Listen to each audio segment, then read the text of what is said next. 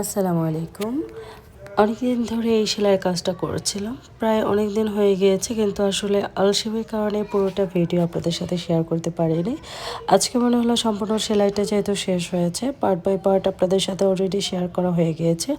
In ডিটেইলে আসলে অনেকেই দেখতে চান যে আপনি ফুল ডিজাইনটা আমাদের সাথে শেয়ার করবেন, কারণ এইভাবে ছোট ছোট করে ক্লিপ শেয়ার করলে অনেকে অনেক ভিডিও পান না, আপনাদের কাছে অনেক কমপ্লেন দেন আপনারা যে সম্পূর্ণ ভিডিওটা না দিলে আসলে আমরা বুঝতে পারি না। আপনাদের বোঝার সুবিধার জন্য আমি সম্পূর্ণ ডিজাইন আজকে নিয়ে এসেছি। এখানে যে আমি আউটলাইনটা সেলাই করেছি, এটা কিন্তু আমি ফিশবোন বা ফিশবোন স্টিচটা দিয়ে নিয়েছি। এটা কিন্তু খুবই সুন্দর একটা সেলাই। আর হচ্ছে এই সেলাইটা করার জন্য আমি কিন্তু এখানে লাচ্ছি সুতার 3 সুতা দিয়ে করে নিচ্ছি। 3টা একটু মোটা হলে দেখতে ভালো লাগে, সরি 2 সুতা দিয়ে করে নিচ্ছি। একটু মোটা হলে এটা দেখতে ভালো লাগে, যেহেতু আমার স্পেস কম এই জন্য আমি 2 তার দিয়েই সেলাই করে নিচ্ছি। এভাবে সম্পূর্ণ ডিজাইনটা করে নেব। এই সম্পূর্ণ সেলাইটা করতে আমি এখানে প্রায় 3-4 রকমের সুতা ইউজ করেছি। প্রত্যেকটা সুতায় কিন্তু লাচ্ছি সুতা ছিল। আর এই কাপড়টা হচ্ছে অনেকটা সিল্ক টাইপের। আপনারা আপনাদের যে কোনো সুতি কাপড়ের উপর করার আগে অবশ্যই খেয়াল করবেন যে সুতার রং ওঠে কিনা। সুতার যদি রং ওঠে, আপনি এত কষ্ট করে কাজ করলে আসলে সে কাজগুলো দেখতে ভালো লাগবে না। আর রং উঠে গেলে তো আপনার পুরোটা পরিশ্রমই বৃথা হয়ে গেল। এই জন্য কাজ করার আগে অবশ্যই আপনি খেয়াল করবেন যে আপনি কী সুতা দিয়ে কাজ করছেন এবং আপনার কাজের ধরনটা কী।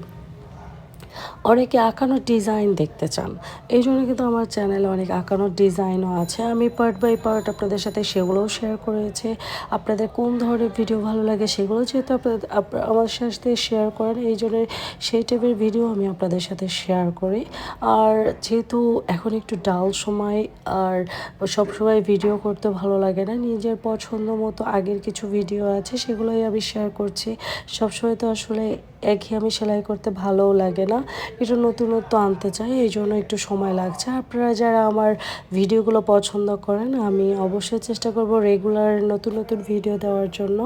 এই যে আমি 3D প্যাটার্নের যে সেলাইটা করলাম, প্রথমে এখানে আমি এভাবে শার্টিং স্টিচটা দিয়ে নিয়েছি, তারপর একটু ফাঁকা রেখেছি। এখানে আমি একটু 3D লুক আনার জন্য হোয়াইট কালার দিয়ে খুব সুন্দরভাবে একটা করে তার দিয়ে দিচ্ছি, এতে দেখবেন আউটলুকটা খুব সুন্দর আছে। পুরোটা সেলাই আমি এভাবে করার চেষ্টা করেছি। আর লাস্টে আপনি দেখতে পারবেন সম্পূর্ণ ডিজাইনের টিউটোরিয়ালটা। কেমন লাগলো ভিডিওটা অবশ্যই জানাবেন, আর ভালো লাগলে অবশ্যই পাশে থাকবেন।